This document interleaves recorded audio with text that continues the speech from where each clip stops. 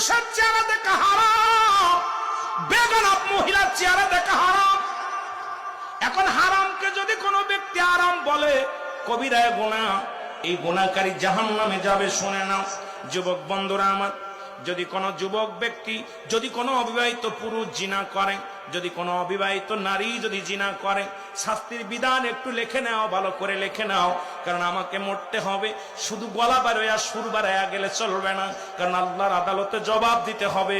মুসলমান শুনে নাও, রুহুল আমিন সাহেব তোমাকে বক্তা বানাইছিলাম, একদিন তো উচিত কথা বলো নাই, শুধু কিস্তা কাহিনী দিয়া, মানুষকে ভঙ্গি দিয়া, গান দিয়া পাগল বানাইছো। হক কথা একদিনও তোমার জবান দিয়ে বাইর হয় নাই। ও মুসলমান শুনে নাও, যদি কোনো অবিবাহিত